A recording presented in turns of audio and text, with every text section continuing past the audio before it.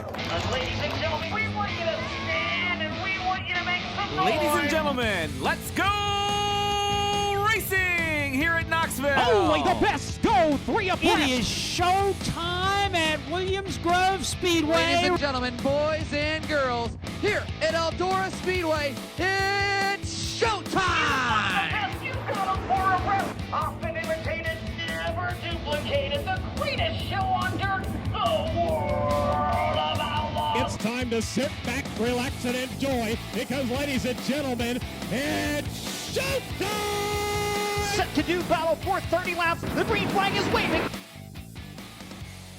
Hello again, it's Wing Nation talking sprint cars, our favorite time of the week. We are so glad that you have joined us. Erin Evernham, Steve Post, and let's go right to it because, well, when it is the Outlaws versus the Posse, we got to dial up the guy who won on Saturday night, the Morgan Cup, and it's representing the Posse. Anthony Macri joins us. Hello, Anthony. How are you? Good. How are you guys doing today? Doing well. You described it in Victory Lane as surreal. You win frequently at Williams Grove. You beat the Outlaws a couple times. What made that so special? What made that so surreal on Saturday night? I mean, I guess part of it's probably just, growing up as a kid going to the Grove and obviously, I guess you can kind of see the Grove Outlaw races as a little bit of a bigger ones in PA, and obviously the Morgan Cup's, kind of one of the crown jewels in Pennsylvania in a way. And I don't know, it's just growing up as a kid watching, like Hodnet win it and all the other drivers I looked up to as a kid win it, and then to be able to put my name on the list is it's pretty special, honestly, and never thought I'd be here. Williams Grove obviously has such a rich history like you speak of, but the track itself, I mean, I only raced there a few times and it was a long time ago, but it's tricky. It's different. It's that paper clip shape. It's the long straightaways. How tricky is it, especially leading the world of outlaws, almost led green to checkered? What is that? What is it like to try to hold them off and to make sure, you're running the right line? To me, Williams Grove always seems so tricky. Like sometimes people can make it work on the bottom. Like, how is that leading the race? I would never have any idea what it would be like to lead a race at Williams Grove. I mean, obviously in clean air and not dealing with lap traffic, it was fine. I mean, I was just kind of trying to tell myself to focus on breathing and not get too excited, but that kind of all went out the window as soon as we got the lap traffic, and they were all over the place, and I was, trying to, not the smartest thing to do, but kind of back my pace up to study what they were doing a little bit more, and I just started running laps that were not very good at all, and Shots showed his nose there and got me up in the wheel pretty quick, I will say that, and from there I pretty much just knew I had to run really hard and to kind of get my shit together really, and just start not hesitating with lap cars and making passes. Do you sense that? I've never driven a race car. Okay, so Erin's driven race cars. You're obviously driven race cars. Do you have a sense of pace, or is it just tongue hanging out as hard everything you got? Is that what you look for, or is there a sense of what you need to do pace wise? I'd say some laps. I mean, some races. I would say I definitely have a strategy and ways to pace myself and kind of play the race out in my head before the race and go through different scenarios in my head. And that one was, I really didn't want to lead. Be honest with you, I wanted to run second and kind of chase and obviously running second through a lot of traffic has a little bit of an advantage, I feel. So as soon as I got the lead, I kind of changed my whole strategy, and from there I kind of just tried to run as hard as I could to kind of get a good gap between me and second place before we got to lap traffic. And once we got to lap traffic, I kind of got to myself there a little bit, but I mean it all paid off in the end. But I would say, yeah, I have strategies at times, but Saturday, as soon as I got the lead, it wasn't what I had in mind. Yeah. So kind of had to change that a little bit. Anthony, the interesting stat, you're only the second Pennsylvania posse driver to win Williams Grove, Port and Lincoln. The only other driver was Donnie Kreitz. I mean, it's just a small stat, but it's really cool. What does that mean to you when you think of, like you talked about, some of the great Pennsylvania drivers in the past, and to have your name with just Donnie Kreitz Jr. there? I mean, once again, it's just really special. I mean, racing micros and going off my first 410 races, I never thought I would be in the position I'm in right now, and it's just, I don't know. It's hard to describe. It's just really special to, be able to, have a pretty badass stat like that, I guess you could say. And yeah, for sure.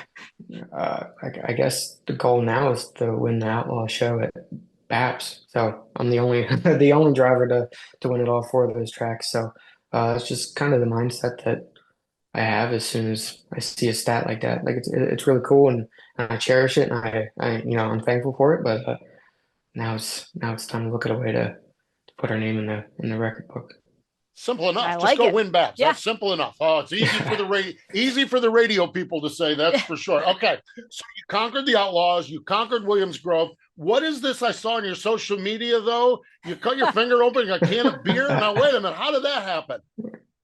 I got a little excited, and I just smashed the beer can in the corner of the top wing to make it spray, and I went full Hulk Hogan on it and smashed a little too hard, and the can, kind of peeled open and sliced my finger. But it was just a lot of blood. It really wasn't that deep, but I super glued it when I got back to the trailer and went on with my night.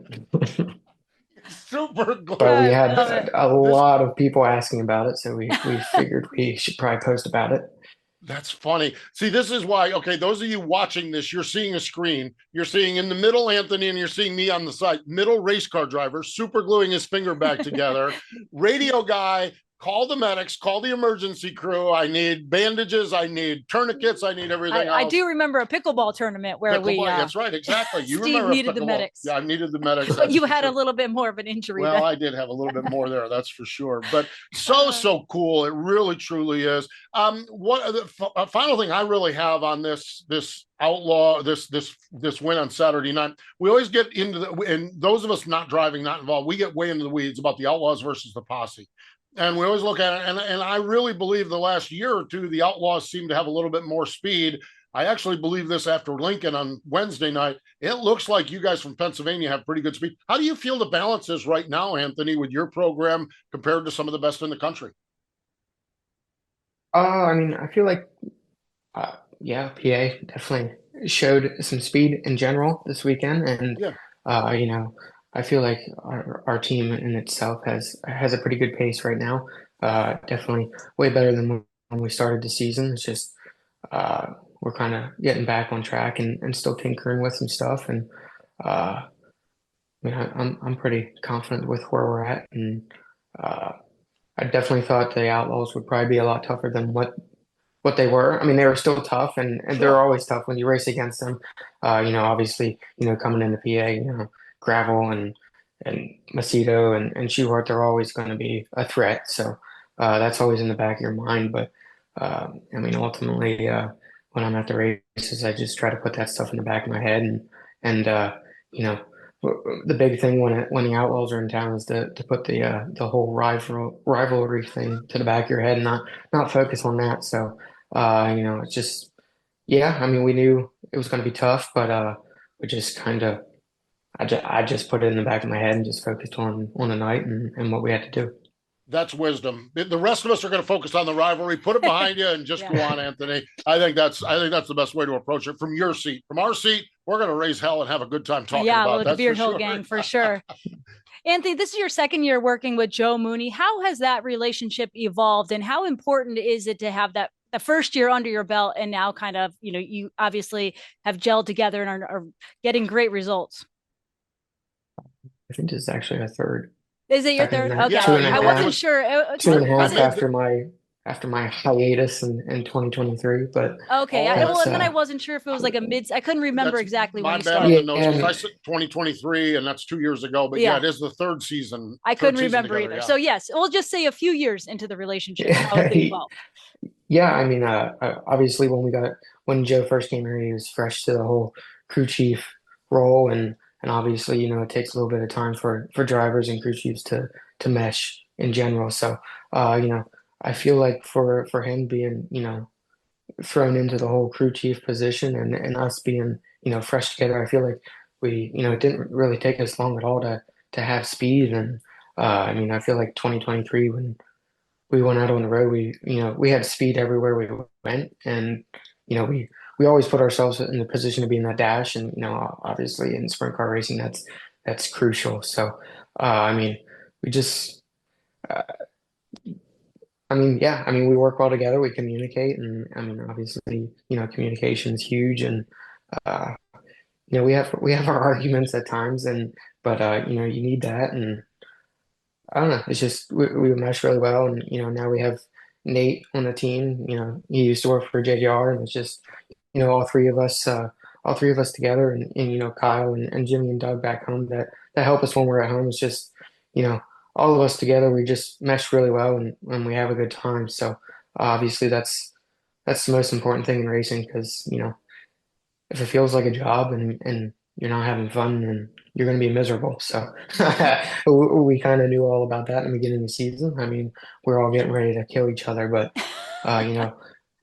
ultimately the hard work pays off, and Nate works really hard, and Joe, he works really hard too, and those two together in the beginning of the season, they never gave up. So they don't give up, so I'm not going to give up, and they just they put their heads down, and they didn't let the bad finishes uh, get us in the mud too bad. And I don't know, it's just they work really hard and they don't give up, and that's one thing I will say about my guys is they never give up, and they always work hard, and that's obviously a really good quality to have in sprint car racing. So we all work together well, and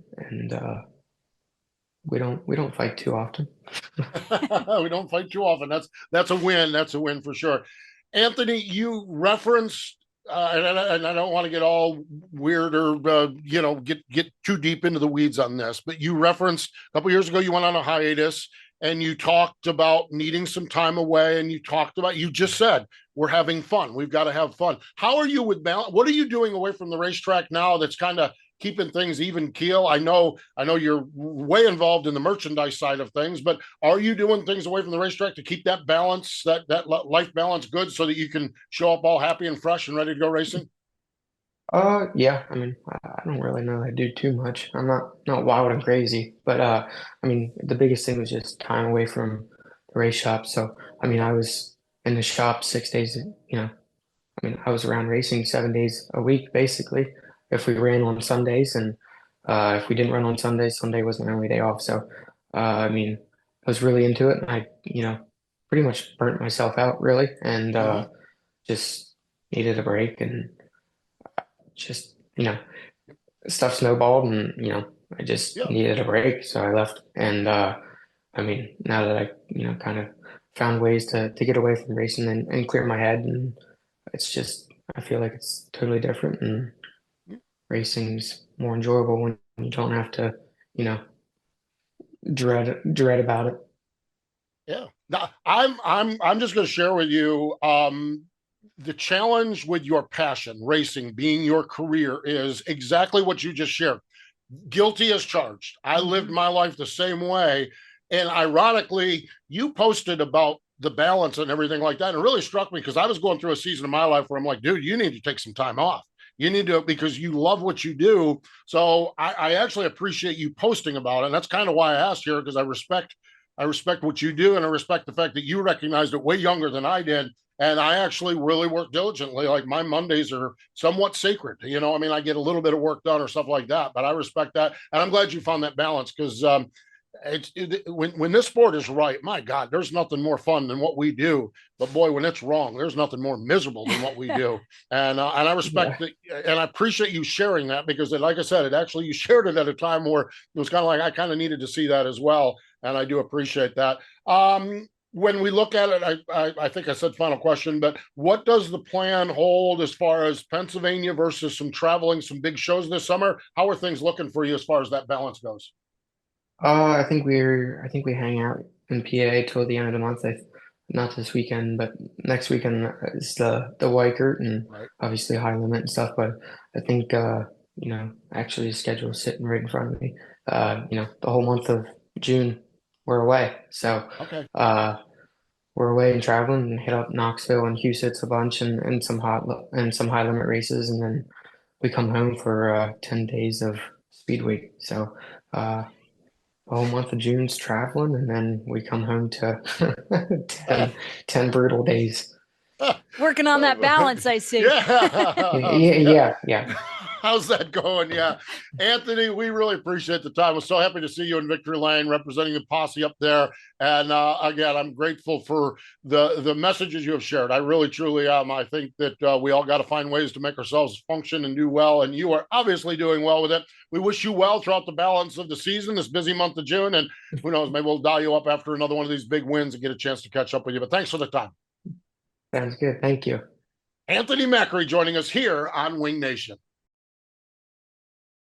And now let's continue the conversation with another big race winner over the weekend. Joining us, Mark Dobmeier joins us on the line. Hello, Mark. How are you? I'm doing just fine. How about yourself? We are doing well. That big win was your 152nd career win at River City Speedway. We want to talk about that probably a little bit, but I guess my first question is, second race of the season at that time, how's it feel to get off to a good start and have good speed in the race car right out of the box? It feels great. We ran 2 local NOSA shows, and we're definitely probably the fastest car at both ones. Felt really good. The car feels great. Normally we do some winter racing, and we didn't do anything this winter since the burn stuff in Arizona, all that. We kind of chilled the winter program out a little bit. So it felt good to have good speed. And then we went down to Sioux Falls on last Sunday, and we didn't have the speed that we were hoping to there early in the night, but got working on that car and got some things changed around, and then made plus 15 in positions for the feature. We started 24th and got up to 9th. So kind of got the car working good there by the end of it. Just had a real struggle bus early in the night. So all in all, we got good speed, and things are feeling good, and no injuries this year or anything so far. So we're off to a great start. Mark, you kind of hit on it, but you said that you've been a little bit busy. I'm guessing family, all your businesses, kind of a late start. You said you didn't do any winter racing. Does that fit your lifestyle? I mean, obviously your second night out, you got, a big win. So just talk about how different that is to not maybe race a little bit earlier in the year. Yeah, it seems like pretty much every winter previously I've always done something. So it's a little different, but the whole time we were preparing, I got a bigger shop at home that we could fit the truck and trailer in. So all winter long, we weren't racing, but we're doing all kinds of stuff. We renovated our entire trailer. We took the truck apart and fixed a bunch of stuff there. And we were working on race cars at least 1 to 2 nights a week all winter long. So I feel this year we're really prepared, equipment wise and everything, getting into the season, and all the spares built up, and just kind of real extra prepared this year. So with everything we learned over the last few years, it seems like we're carrying a lot of speed, and I'm just looking forward to getting the season going, and hopefully getting up in that wind channel at Houston Speedway as quick as we can here. Well, there we go. Yeah, absolutely. That's some good stuff. That is for sure. Erin and I were talking during the break here. She's just raving about River Cities. How cool. And I saw Wade Onger's video with you last year, and I didn't realize, I knew you were all close by up there, but I didn't realize River City Speedway was like 1.5 miles or 2 miles from your shop and everything else. Just how neat is it to race around that place on a regular basis? It's great. It's actually funny you talk about the locations, everything. So right along Gateway Drive, which is the main thoroughway in Grand Forks here, that's where I got all my businesses set up. We have the Forks Radiator, which we have 2 buildings, and then right next door is the Dobmeier Insurance and Bail Bonds. And exactly probably 2 blocks from here is the jail. And right next to the jail is the racetrack. So it is all in like one little hunk here. So it's kind of funny how the position and everything all lined up. Yeah, I've actually been at the races before and went over to the jail in my driving suit and got somebody out of jail between heat race and feature and everything. So Oh, that's awesome. Sort of like you can almost use that. That would almost be like a Superman, like a mascot. Dobmeier man to the rescue. If you're Oh gosh.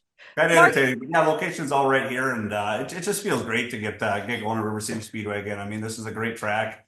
It promotes excellent racing when they get that track surface right, and last couple of years, River Cities has really worked on trying to get some more moisture in the track, and I think they realize that's what they need now. So it's I'm looking forward to this year. They've been doing the right things, and I think things are looking up around here. So your 152nd career win there. I mean, you certainly can't be old enough to have that many wins there. Do you remember your first one there? I do remember the first one, yeah. And then there's a lot of kind of ones that just kind of blend in and whatnot through the middle. But yeah, the first one I was trying hard. I remember when I first got going. You want to get a win right away, and you're trying. And I think it was my second year of racing. I thought for sure I was going to get it. And I was so close. I was second. At the time, Wade Nygaard was the big dog up here kicking my butt. And finally, right at the beginning of the next year, I think it was, I picked one off. And I'll never forget it. It was one of them surreal experiences. And then after that, once you get that first one out of the way, it just they've been kind of clicking ever since, I guess. I would say, yeah, 151 more. Holy cow. That's incredible. That really, truly is. Does it get old? It never gets old. I mean, that's the whole reason I race. It's obviously not a money-making proposition for me whatsoever, but it's all about that thrill of getting that victory and hearing the fans on their feet and seeing the excitement of them afterwards and everything. It's just that rush that you can't replace. So. That's for sure. All right. Since you went on to the bail bond story and had to rescue someone midnight or mid-race night, have there been any good stories? It's kind of one of the highlights when we talk to you. You give us a good, I know. I crazy usually have some good bail bond stories for you, but it's been pretty quiet lately. Everyone's been kind of behaving. I got one jumper that's hiding in Fargo right now, about an hour away where Shots lives. So I might have to make a trip down there pretty soon and see if we can pick that person up. But no really good crazy chase stories or anything lately, but I'll keep working on it. I'll come up with some good ones for you. Okay. Well, if you need a good place to eat, there's a place down there called Shots' Crossroad. I heard that they've got pretty good food down there. They might be hiding there. That's out in Minot, North Dakota, but it's a great truck stop and excellent food there, definitely. That's funny. God, that's funny. All right, we talk a little bit about River City now. Erin obviously has been to all these places. I've been to Huset's and just loved it. But I want to talk about just the tradition of starting Huset's on Mother's Day. I mean, that to me, I tweeted something about it. Just seems like all is right in the world now. It's Mother's Day and they're racing at Huset's. What's that tradition like? And is it all right in the world for you too when Huset's is up and running? Yeah, I mean, it's great. It's kind of bad though. It starts you off the year in a doghouse when you get to Mother's Day and you take off racing every year. But, that's kind of what I was thinking when you were saying that. I was like, oh. But yeah, that's always been the tradition, and then that's what it is. It's great to hit that weekend and then get some good weather. They had beautiful weather down there Sunday, a little windy, but all in all, great temps out there, and they had a huge fan crowd that's been showing up at Huset's. It's been growing and growing each year, and it was just great to get that first one in there. And I was a good boy for Mother's Day. The day before, I went to the local Menards and I got her some raised garden beds and everything, and me and my boy assembled them. So we did do our Mother's Day duties before we went racing on Sunday. So I like that. Things are, Mark's growing up. Can you talk to Ray for me, please? Mark, marriage counseling with Mark Dobmeier for the Evernhams, right? I did get breakfast in bed and some presents, but my flower bed is looking rough right now. So. All right. So what's going on behind you? Because someone's climbing around on the floor there.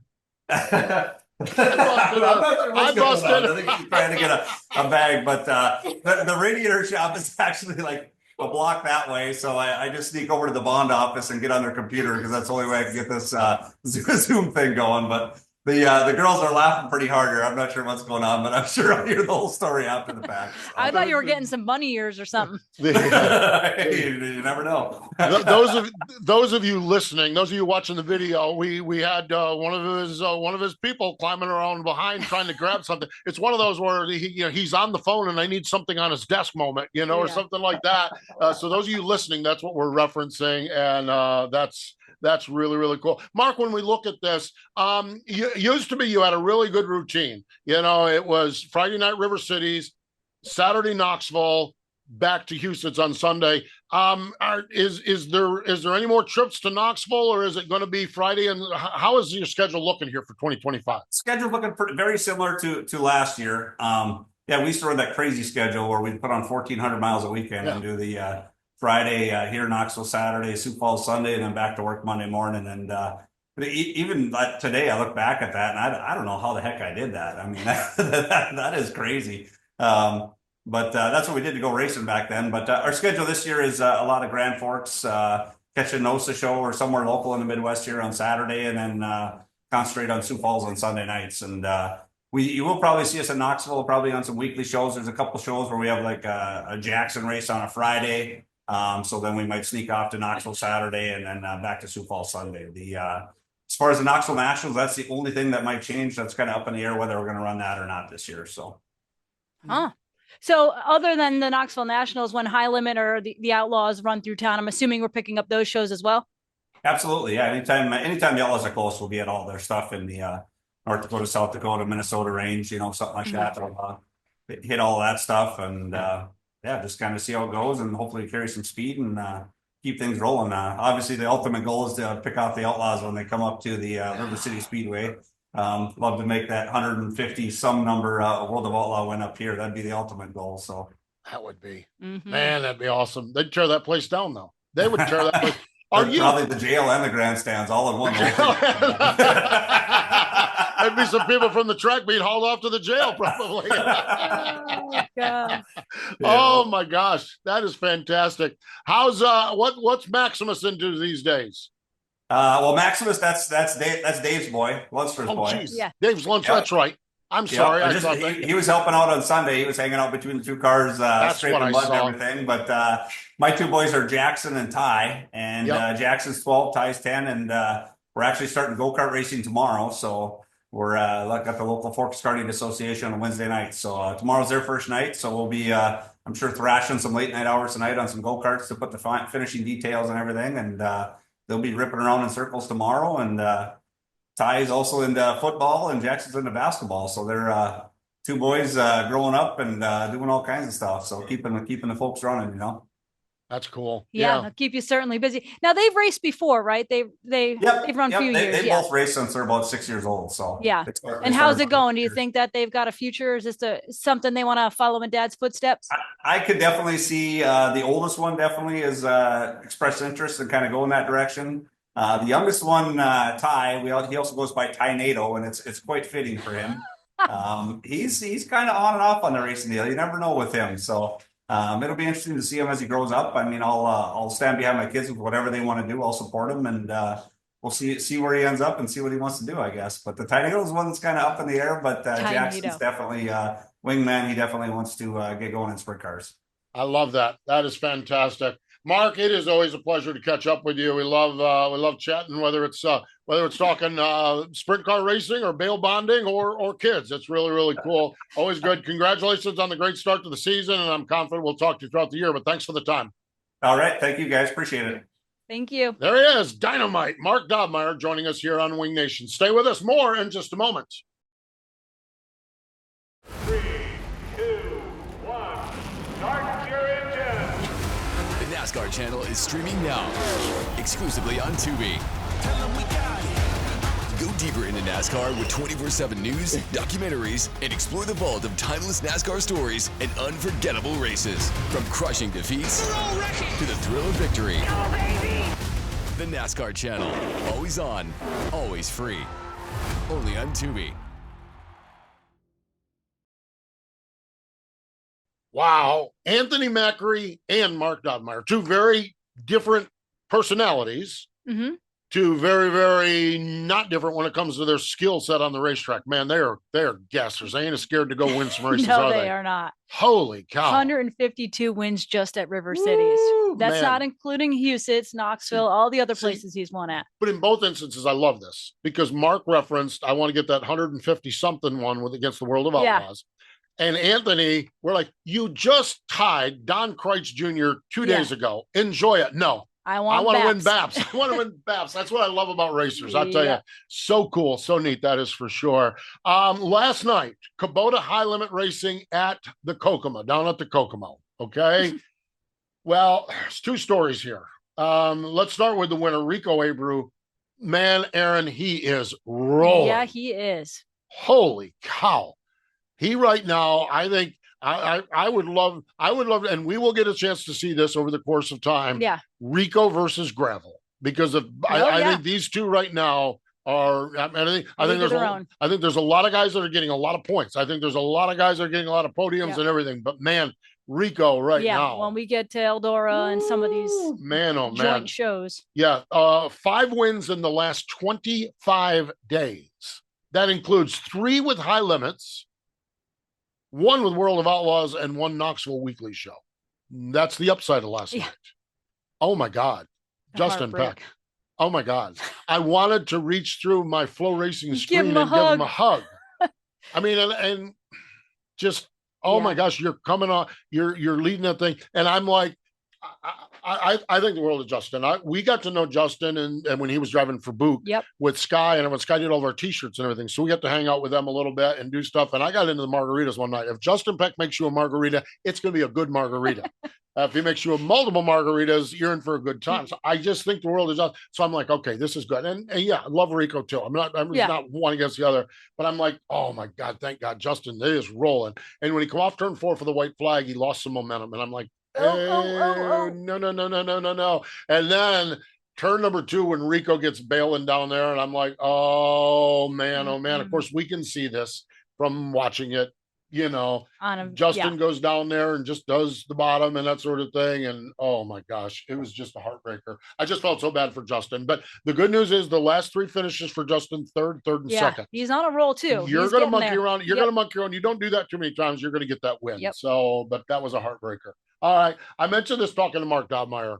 Sunday night, got back from Kansas, plopped down. I think I hit lap number 9 on Dirt Vision. Just perfect money spot, because there is all is right in the world when Huset's is running on Sunday nights, and that happens Mother's Day. I think Shauna Robbins, I said, all is right in the world, and she says, yes, we're at full strength now, or something to that effect on Twitter. And I said, I watch it, and you're watching it, and all of a sudden, and big shock. There's a McCarl leading the race. I mean, at Huset's, shocker. And you're watching this, and all of a sudden, here comes Caleb Johnson. And you're like, wait a minute. That's the Caleb Johnson that we had as the little 305 racer on the stage. That's Doug's boy. Yep. That's the Caleb Johnson that, man, I want to go 360 racing. Man, that's the Caleb Johnson that, man, Caleb's 410. How did that happen all along? Career first 410 win. I love it. Unreal. He took it off. He ran strong last year. Yes, he was close. Yes, he did. Yeah. Took it off, got by McCarl, and then held off Tim's at the end. I mean, and it was Huset's. There's lap cars on the wall. They're down around the bottom, and man, bless his heart, Caleb would just, wherever they were not, he was just wheeling and dealing. It was awesome. That's a Huset's race. Yes, that's a Huset's race for you. Really, really true. He's had 108 410 starts now. 18 top 5 finishes, including that win. So getting to the point. And here's the thing I like about it. And I think this is why this year he's had 9 races, 4 World of Outlaws, 1 high limit, 3 weekly shows at Knoxville, and that win at Huset's. To get better, you got to race against better. Yep. And man, he went up there. God, I was so happy. I texted Doug, our buddy up there. I just proud dad. And I just thought that was so cool. I'm like, it's a great weekend. I had a great weekend in Kansas, and you come home and you plop down and you get home in time to catch the Huset's A main. It's like, oh, this is perfect. And then you see one of your buddy's kid wins his first 10. I'm literally sitting there. I'm like, man, that was a hell of a good weekend. Yep. That was a great exclamation. Yeah, I was just going to say, weekend. Oh, icing on the cake. Icing on the cake. Exactly. ASCS Matt Covington. Erin, it has been 624 days between wins for Matt Covington. Wow. 20 wins on the ASCS National Tour, but it's been a while. Good to see him get the win in Paducah on Saturday night. 47 races during that window. So National Sprint Car Hall of Fame, birthday calendar, Red Garnett, Laverne Nance. Later this week, Ray Tilley, Russ Garnett, Hooker Hood, Shirley Kears, Bill Vandewater. Today would have been the birthday of 1993 inductee Walt James. Walt was born in 23 in Mississippi. In World War II, he flew 26 missions in Europe in a B-17. Loved hot rods, returned to California, had some success as a driver, but in 1951, the California Roadster Association needed some help. He became the president. His first idea, we have roadsters over here, and sprint cars seem to be going in the right direction. At first, let's mix them. And by 1957, it became the CRA sprint cars. And he led that entire transition. He also introduced roll cages and safety harnesses. And that sounds really, really weird to be saying that in 2025, but he introduced those to the CRA crew as well.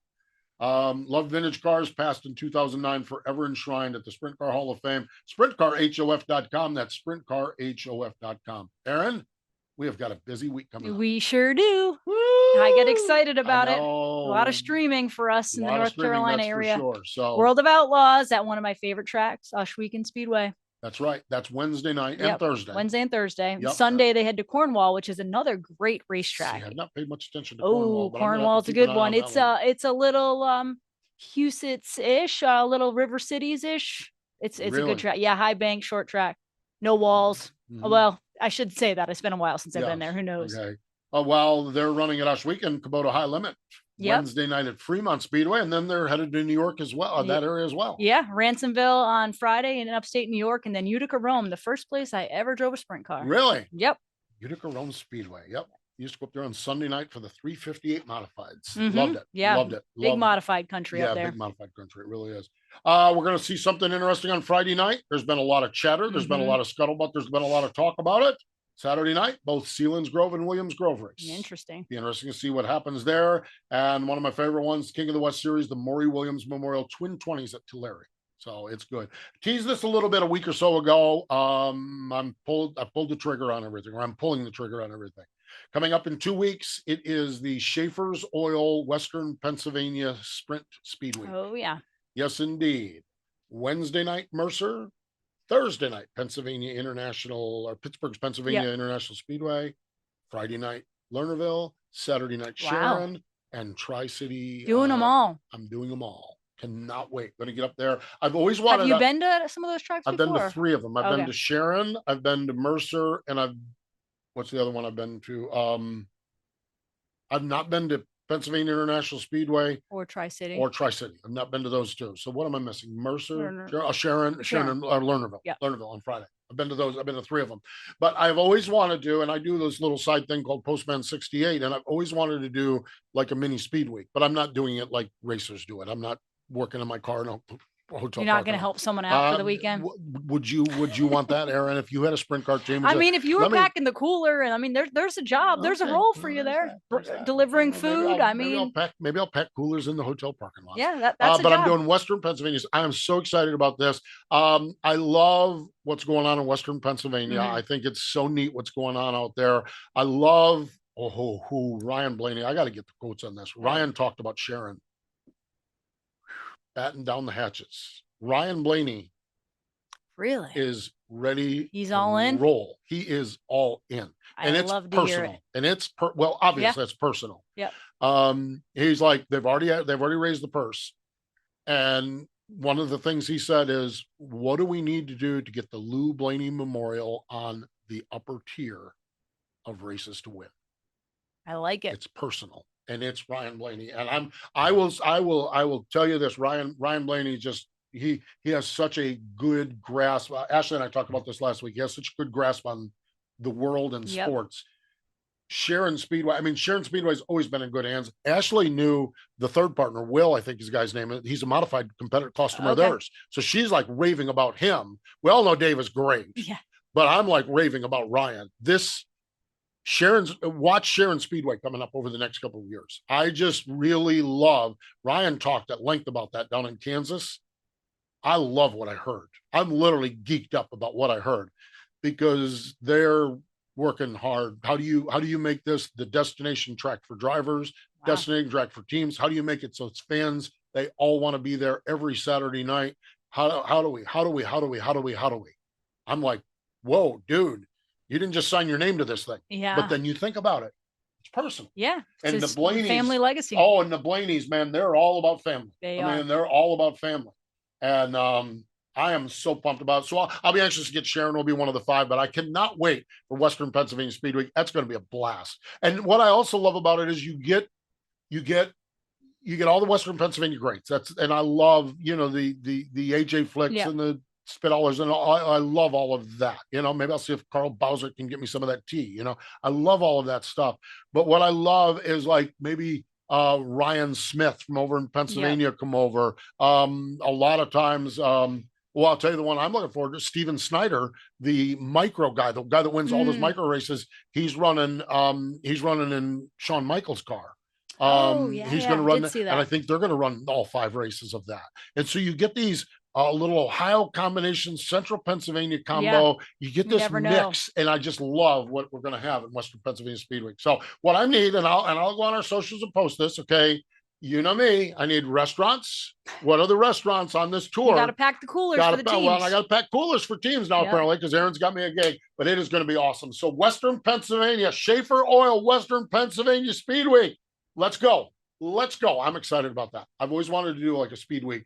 And I literally with my Postman 68, I'm like, I don't care if it's late models, modifieds, or sprint cars, but in the back of my mind. And then once the NASCAR calendar comes out, then I look at it and I'm like, ooh, there's a sprint car one right there in the middle of it. Oh, it's going to be great. It's going to be awesome. So fun stuff, that's for sure. We are on social media. We're on Twitter. We're on Facebook, our YouTube page. We've even got an Instagram page. We've got it all. Our Facebook group, we do some conversations on there once in a while. As long as you keep it all happy and everything. You want to go in there and start poo-pooing people, you're going to get booted out. But we have a really good time on there with our social media stuff as well. We are grateful for Anthony Macri and Mark Dobmeier joining us. Man, it was fun talking to you. It was really fun. Good stuff, that is for sure. So we appreciate Anthony and Mark joining us, but more important than all of that, thank you for joining us here on Wing Nation.